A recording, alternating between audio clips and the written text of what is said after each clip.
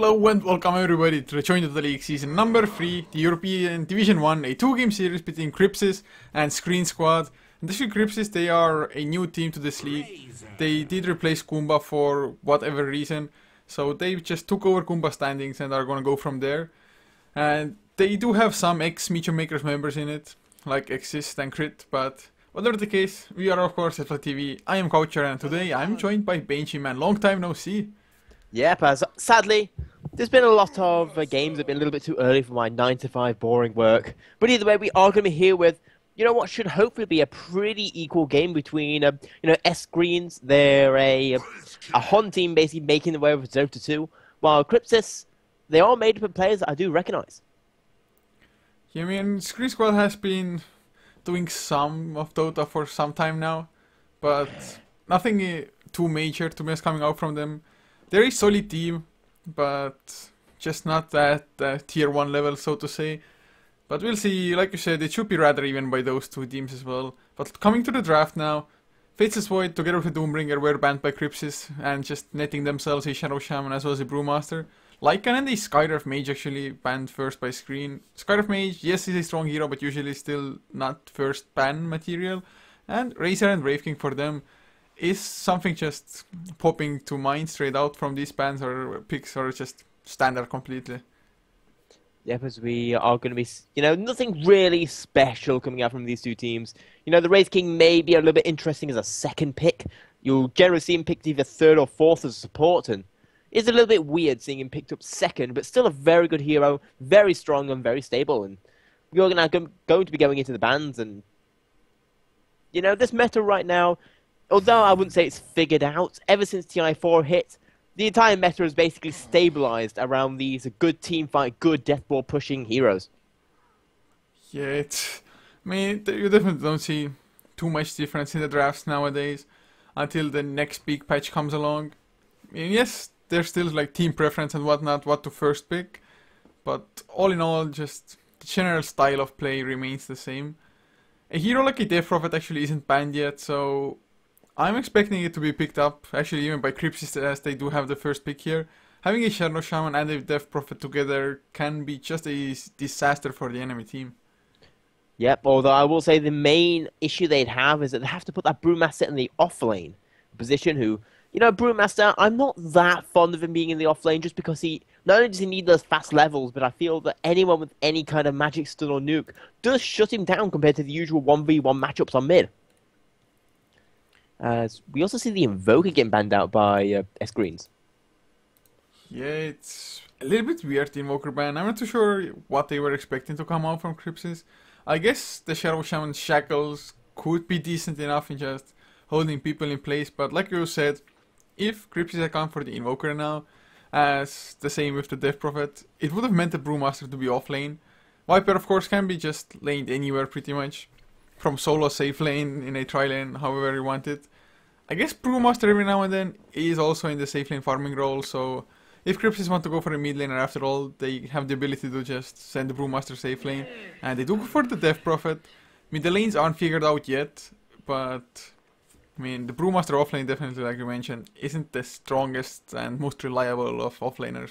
As in, the only other way you can do it is put the Brewmaster in that farming carry role, but again, yes, it gives him a very fast blink dagger, but at the same time, he really needs his level 6 as quickly as possible.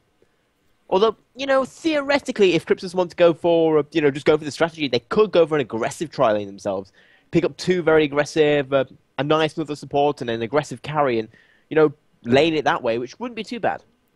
Yeah, it's definitely an option as well. Just get something like a Mirana maybe, which is available if they want to go for it. Just Shadow Shaman Mirana +1 definitely could work for them. But Sqreen now, their third pick about to come out. They're also just using the reserve time finally now in the third pick.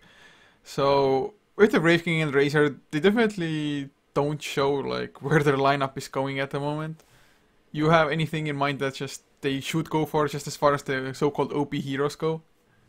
Well, what I'd like to see, although it has been currently banned out, is something that can fill that Skyref Mage role, something with a nice amount of silence or lockdown to stop that Brewmaster from doing the damage, as well as something to try and counter this amazing amount of push that's going to be coming out from Crypsis. Because If Crypsis hit level 6 with not very much going against them, Sqreen is going to be a huge amount of trouble. As we do see a Vengeful Spirit getting picked up. Another, she has kind of been gaining popularity a little bit, as she's a very nice stun, very good in team fights on that initiation, but at the same time, doesn't really do very much in terms of the death ball versus death ball situation. Yeah, at the moment doesn't really counter anything either. Usually it's like up against Chronospheres to just swap somebody out defensively, maybe against Riders to do pretty much the same. So I guess Vengeful Spirit can be their initiation, although once he just swaps somebody out, he's gonna be completely surrounded by enemies most likely. Of course, having some form of minus armor is gonna be decent in any game, I think, especially if you have a Razor with the Eye of the Storm on top of that. I would have liked Vengeful Spirit on Crypsis' lineup a little bit better, just getting early Roshan's, boosting up the exorcism damage, for example. But Vengeful, he's a decent enough pick, has not the best stun in the world, but a solid one nonetheless. Yep, as we are slowly going into that reserve time. Only 25 seconds left for Crypsis, and I do have to feel that right now Crypsis are outdrafting their opponents as we are going to this fourth pick. And at this point, I feel they do have to choose whether they want this Brewmaster to be on the off lane or in that carry position, as the support they pick up to go into that trial lane is going to be very crucial, depending on which situation they go for. As it is going to be an Earthshaker picked up, and we could be seeing that aggressive trial lane coming out. Yeah, it is definitely possible at the moment. Earthshaker, especially if it's entire aggressive trial lane, it's kind of easy to actually get the blocks off when the enemy just overextends by a tiny bit. I was thinking the Crypsis, they also would have potentially could have gone for the Nature's Prophet off lane, just Brewmaster farming up safe lane. And the Brewmaster, if he just gets that fast Blink Dagger and, well, just gets that level 6, he should have it by the time the Nature's Prophet is actually ready to push properly. So he would have been the one to just go in with the Blink, possibly Thunderclap, and use the Primal Split to zone everybody out, while the rest of the team potentially just pushes at the same time, and just rinse and repeat tower after tower. But Earthshaker is a really good pick, just a really long range stun, and potentially can just completely screw over the Vengeful initiation as well, if that's going to be the Sqreen Scout's initiation at all. I mean, they still have the offlaner to pick, Centaur is available. Yep. Well, we do still need the offlaner on the Sqreen as well, like you said, and it's going to be basically, well, at this point, Sqreen do have a small choice to make on whether they have that Wraith King in the carry position. More than likely going to be in the support, as that's what he's played in 99% of games nowadays. He does do well as a carry, but at the same time, he just doesn't need the farm anymore to, have a stun and have the reincarnation. As we also seeing the Nature's Prophet getting picked up, and I don't like this pick. I feel that it's kind of attempting to go for that split push ability, but Crypsis, they don't care about Nature's Prophet. As Nature's Prophet, he does take a while to get into that split pushing Rat Doto. Yeah, together with the Vengeful Spirit, they have a decent amount of push now, actually, just getting the Vengeance Aura there as well. So it might be worthwhile, but I have to agree, it takes a little bit to just get online. Although Crypsis, with their current lineup, they also just need the levels before their own push just really starts to get as strong. So if Sqreen maybe can just avoid the early rotations, just avoid getting ganked by the Earthshaker and Shadow Shaman, make it so that Shadow Shaman's level 6 is greatly delayed, it just may pay off in the end. And Nature's Prophet as an offlaner, the one good thing about that hero is that he can also be just a beast late game with the correct item build. So that's one thing going for them, whereas Crypsis with the 4 heroes, all of them kind of fall off at some point in time. Death Prophet, yes, level 3 Exorcism can do just a ridiculous amount of damage for a really long time, but you can outscale him with just items. Yep, so we are going to be seeing those last 2 bands coming out. The Luna coming out from Sqreens, which I'm not exactly sure how Crypsis would have picked her up. As we're seeing right now, a very aggressive early game lineup, and Luna just doesn't fit into that. On the opposite side, though, we do also have the Jakiro getting banned out. And I do like that ban to some extent. Jakiro, often a very overlooked hero in plenty of positions. I do know that BBC like picking him up, as he does do a lot of tower damage with liquid fire. As we are going to be seeing the Puck picked up, and I'm guessing the Puck is going to go on the off lane with a tri lane, including the Brewmaster. Yeah, I guess Crypsis, if they really wanted to force issue, they could go for an aggressive tri lane. But Earthshaker, Brewmaster, Shadow Shaman, I think it's just much better to have it as a safe lane. get some pools going, ensure some XP on Shadow Shaman and Earthshaker, as well as have them just free to roam around. But this puck, Crypsis, they have to end this game rather early on with this lineup that they have. I mean, yes, if they're ahead by quite a huge lead, they can definitely just take it to the later stage of the game as well. But if it gets to like 40 minutes, something 35 even maybe, it just starts becoming a little bit risky for them. The hard part though is going to be Sqreen just getting to that stage, because we just see a huge amount of push coming out from Crypsis with that Death Prophet, with the Shadow Shaman, even with the Earthshaker and Puck to some extent. And they've got plenty of teamfight to make it so that Sqreen can't contest, as we do see a TA getting picked up. Very interesting there. Yeah, to be honest, they have a ton of minus armor coming out now. And with this lineup, if they just win a fight, for example, they can quite easily go and get a Roche for themselves. The Wave of Terror from the Vengeful Spirit, of course the Meld coming out from the Temper Assassin, and the 3 ends to tank up the Roshan. So that's actually something that Crypsis has to be a little bit wary of. They themselves though at least have some pretty nice Roshan ability as well. But they have to use ultimates to do it fast, whereas Screen Squad, they just have to use their normal spells for it. And so we do have the customary beginning of game pause coming out, and now we're going to be going live, and this is going to be game number 1 between Sqreens and Cryptic. On the Cryptic side, we do have Exist playing on that Puck, Dumbass on the Death Prophet, Quicks on the Brewmaster, Neno on the Earthshaker, and Crit, spelt with a 1, on the Shadow Shaman. All of them are standing, seemingly. Yeah, I guess it's just because they are a new team, so that must be the reason that they haven't been able to change their names yet or whatnot. But Dumbass, such a great name. As for Screen Squad, up on the Radiant side, Nubik will be playing on the Razor, leaving Sqreen himself on the Brave King, as Slander playing the support Vengeful Spirit with ZXC, the mid lane Temper Assassin, and Afterlife on the Nature's Prophet. So they are the ones actually going for an aggressive tri-lane, and it's a rather strong one. Double stun, Plasma Field to just provide a lot of burst damage, and can Crypsis actually... Are they aware of this? Are they expecting an aggressive tri-lane to come out? Is this their attempt to kind of dodge it at the moment? Possibly. We do actually see both these two teams kind of setting up for that.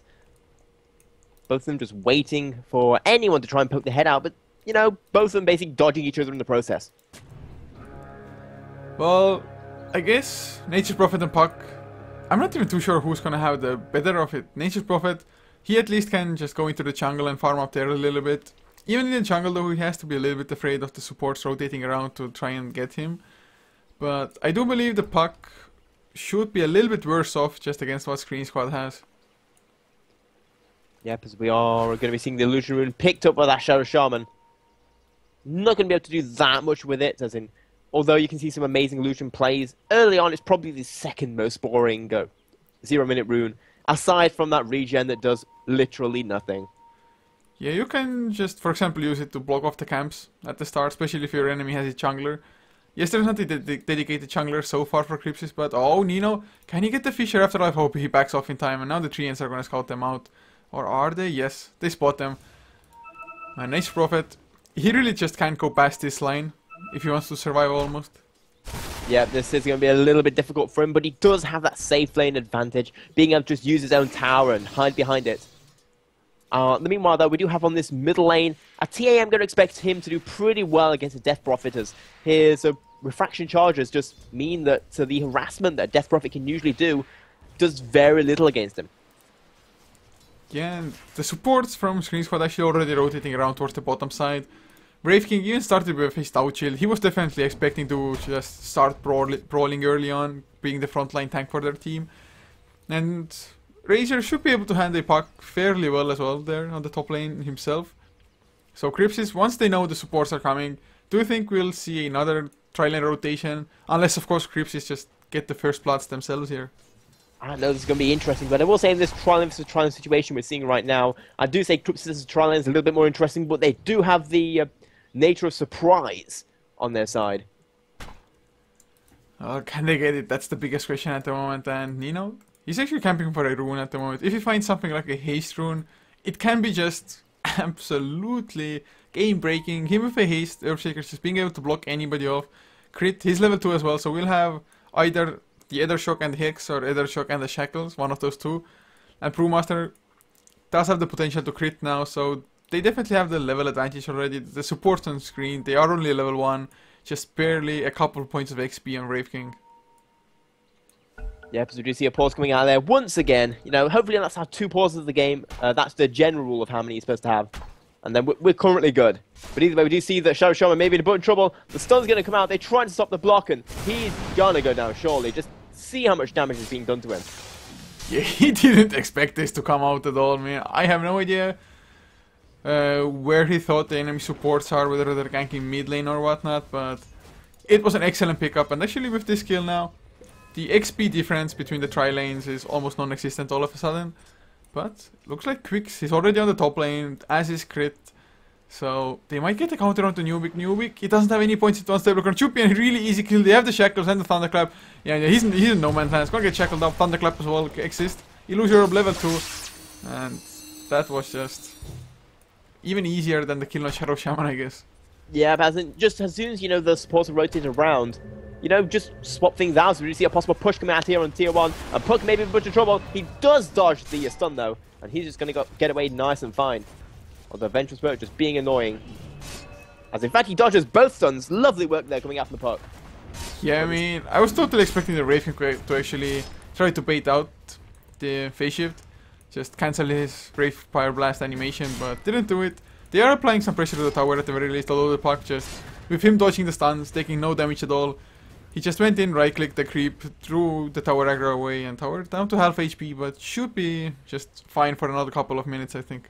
Yeah, but I think they're going to need at least 1 or 2 more waves to finish this off, especially with the Nature's Call only being level 2 at the moment. But it looks like they want to go force this issue. They want to go, you know, be aggressive, and Puck can stop this for a little bit. Yeah, has to be careful. Actually, the Fisher comes out as well, just to damage the creep wave a little bit. I guess it's doing its job. The creeps, they're just standing there, not even going to hit the tower because they wanted to hit the siege creep.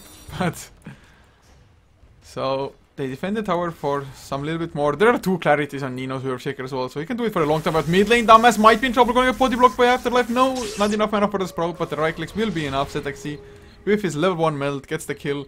So that's actually a really high priority kill there. Just Death Prophet, he was a little bit behind in last hits as a decent temper assassin, but with this skill now probably will just start falling further behind possibly. Yeah, because this TA is going to be now, he is still not that far ahead in terms of levels, but in, you know, Death Prophet is going to delay her level 6 for quite a bit, and that's the important thing about Death Prophet, getting a level 6 and a level 11, and that's when the pushing really can start, and if they can delay this, then, you know, Sqreen is going to be in a good situation. Oh, Puck might be in trouble as well. Very Fire Blast was used already. Yes, the Illusioner will go into the trees. Has a TP as well. So he's going to be safe, but 135. Although actually, oh man, the Plasma Field. I don't know if it was on cooldown or what, but he was literally just a split second too late with that. Yeah, but that might have been the kill. Not quite certain if it would have been. Trying to do the math. I think the Puck would have survived barely due to the base magic resistance. Well, maybe. It was just on the HO. It would have been the max damage, 230 damage of the Plasma Field pretty much. But one nice thing that actually happened a little bit before was the Earthshaker. He had vision of the regeneration rune, so he was camping there, waiting for somebody to pick it up. Actually, never mind, they're gonna go mid lane again, dumbass. He's gonna get body blocked by the tree, and so the micro coming out. But the nice Fisher is there, and actually, ZXC, he's turning around to run, and dumbass, oh, the treants are still blocking, but Afterlife can't really go in solo anymore. So Nino, he's there again with a just nice Fisher to stop it, but Nubik, they get 1 kill. The Dream Coil was used for it as well. Nubik, oh, he runs out of it. Primal Split used. That was kind of unnecessary, just could have ran in Thunderclap, but kill secured. And Slander, is he going to be able to escape? Can they throw him up in the air? Yes, the Storm Panther catches him. They need a Boulder Toss, anything to follow up though. No, yeah, not going to happen. They don't really have anyone else here as, you know, just being annoying against the Vengeful Spirit, but she's going to survive nice and safely. She's going to boost the speed in her stash. And that's probably mostly equal, maybe slightly in favor of Crypticas. I'd say that a Razor's slightly more important than a Puck in terms of killing. Yeah, I mean, I have to agree with you there at the moment. Puck, he has his Dream Coil ready, so he can start ganking now pretty damn efficiently, whereas Razor just, he needs to build his mech. He's only level 5 at the moment as well. But top lane, just non-stop action crit. He's gonna get stunned up. 3 ends are there as well. The right clicks Afterlife. Will it actually be enough Sqreen? He's shackled now. He has the Brave Blast coming off cooldown. Doesn't even really need it. Although Exist is coming to come in. He's Waning Griff. It's only low and he gets stunned in the face, and Sqreen just runs away to safety. Yeah, nothing that Puck could really do there. He needed to press the phase shift, right before it even came out, and just not fast enough reaction time, and that's going to mean that the Wraith King's going to be more than safe to be able to get out of there, and currently 4-2, slightly in favor of Sqreen. Yeah, but how long will Sqreen be safe the Wraith King? Puck has enough mana for the Illusion Orb, Dream Coil. Now, of course, he just barely has enough mana for both of those. So, if he catches the Wraith King, or if he decides to dive on it, although his escape would be rather difficult if he went for it. Actually, I will note that even though the kills are in favor of Sqreen, the golden experience lead is slightly in favor of Cryptics, mostly due to the fact that this Brewmaster has been doing a very good job of farming compared to the Razor, who's a 14-5 versus a 26-3 Razor. Yeah, it's looking pretty good for them. Mid lane is pretty much neck and neck as well, 36-16 compared to 34-7. So it's a minor lead, but at least something for Crypsis at the moment. So I guess they're happy with it, and they do have to get the early lead as well. Otherwise, they might just suddenly find themselves in a losing position. Yeah, but as in Sqreen, their entire lineup requires them to, stop the Death Wall from coming out. And right now, we do have that level 6 on the Death Prophet. The level 6 on the Shaman is still quite far away. He's still only level 4, almost level 5. Yeah, it's gonna take him some time. He's soaking actually up some XP now in the top lane from Exist. Puck, actually only 700 all the way from his Blink Dagger. Didn't go for the power threats first, so just brown boots into Blink Dagger it looks like at the moment. But once he gets the Blink Dagger, their initiation is just gonna be so strong all of a sudden. And Screen Squad, what do they have in return? Who's gonna initiate for them? Wraith King actually even went for face boots on the support Wraith King, so definitely has some plans to just transition into a semi-carry of sorts. But they do lack the initiation, and actually Crit might be in trouble or Exist. One of those two. Illusion went through, and oh, Wraith King, he's only one creep away from getting level 6. Can he get the reincarnation before the stun onto Exist, but Shackles onto Afterlife in return. Magic Missile to finish the kill. Crit now, minus armor comes through. Sqreen, he hits level 6, another Brave Fire Blast. He will have enough mana for it. But reincarnation, it's a distant dream, but the right clicks from Afterlife. They finish the kill, and ZXC, he loses some refraction charges. Primal Split used as well. Slander, he's gonna fall down, most likely chased down by the Brewlings. Illusion Orb, will it actually hit? No, it won't. But I don't think he can really escape. ZXC though, thrown up in the air. Man, Temper Assassin, if you die here, it's gonna be so extremely bad. They had the Thunderclap. They will get the slow as well. Do they have detection though? Magic won't melt. I mean, does he have to go for it? Melt is there, Fisher. Illusion Orb. He's alive for the time being. And is it going to be any help from this team to get him out of here? Is he kind of still sat there in Viz? They know he's there. They're slowly whittling him down point by point. The orb is going to be coming out. He popped the refraction. Goes back into meld. He's desperately trying to survive. They need help. He needs someone to come here. And we do see the Wraith King coming in to help. And Templar Assassin somehow gets out. Oh, that was really nicely played. But Nubik is there now. The Plasma Field actually connects on two of them. As Exist drops down to half HP Quicks. He's stunned up, but actually gets a Thunderclap now. Another stun is there. ZXC. He's so low on mana, but he wants to fight it. Illusion Orb coming through, but the right clicks Quicks. He's gonna go down. He tried to bring the Templar Assassin with him, but just didn't have enough mana and the cooldown on the Thunderclap anymore. And boys and girls, that's why when you're playing against an Invis hero, you pick up Dust or something like that. As Dust would have been an easy kill, but instead they just waited so long that eventually support came in and they lost their Brewmaster instead. Yeah, I mean, extremely clutch plays by Temper Assassin as well, of course. He just barely had enough mana for another refraction and meld after the first meld. And I think it was like a couple seconds of another Thunderclap for Illusion Orb that would have netted the kill otherwise. But he has an Invis rune now. He's on the hunt, and Man Earthshaker, level 3. It might be such easy kills for the Temper Assassin if he finds him at the right position. If there is a ward right there, right next to the Templar Assassin, but not going to be able to see him. And this, well, there is an Invis rune there. He is going to walk into it, but this TA might be in a bunch of trouble, but the fish is going to be enough to stop him. But he may be giving up his life in return. Yeah, the Magic Missile comes through. ZXC actually getting blocked by the treants a little bit. Illusion Orb, Dream Coil onto 3 heroes. Sqreen on the run, loses the reincarnation as Afterlife. He goes down, breaking the Dream Coil while TPing home. Exorcism comes through. Shackles onto ZXC. Actually gets cancelled immediately. And Sqreen, he's on the run as well. But ZXC, he's just trying to man fight it up. Does lose in the end. So, Crypsis, they get an extremely good fight. Exist just making most of it happen. And suddenly 2.6k gold in the Puck's bank. Yep, that... The Dream Coil just being absolutely perfect in that team fight. Not quite worth $1 million, but at the same time, very good and basically won them that. trapping in both those support heroes and removing the reincarnation from the Wraith King. Oh, top lane though, Nubik might be in trouble. He's so low on health, actually magic missile into the Fire Panda, they get the boulder toss. Will it be enough? The Brewlings, they're gonna expire, but never mind, exist. He's gonna come in as well. One more right click, Thunderclap to get the kill. But Slander, he has the magic missile, he wants to go for the quicks. He might be the one in trouble. 3 heroes coming, they get the slow from the psionic trap. ZXC, he's hungry for blood, and actually no quicks, he blinks out. Oh man, I thought he's cornered there, but just a blink and get out.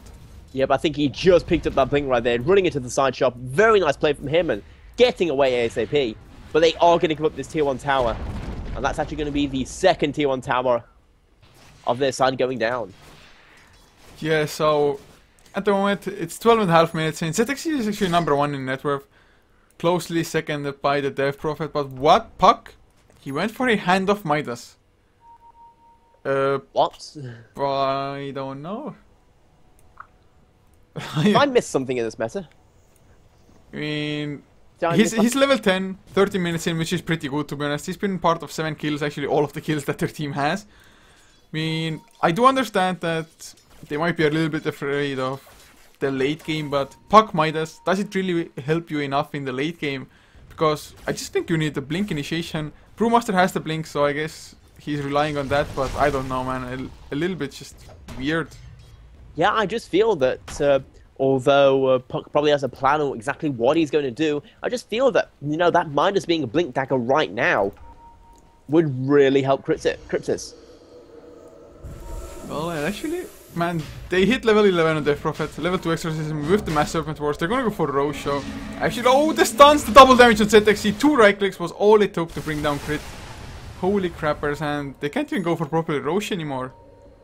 No, this is going to be a little bit dangerous. They may end up giving this away with those wards doing the damage. They do see they want to go in this Death Prophet, and she's just melting due to this double damage. The drink call is going to be good, but not quite good enough. Puck's going to lose her life. And this is going to basically be a free Roche for Sqreens.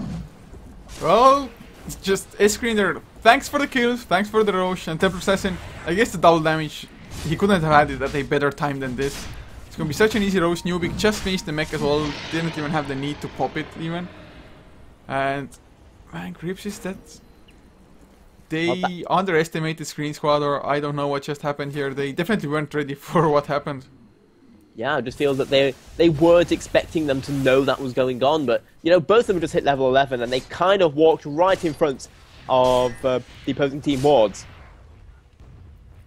Well, a little bit unfortunate for them for sure. Yeah, because we are going to be seeing the initiation here on the tier 1 tower. Looks like they're going to be trying to defend to some extent. They don't get the deny from Puck, and that now might be in a bunch of trouble.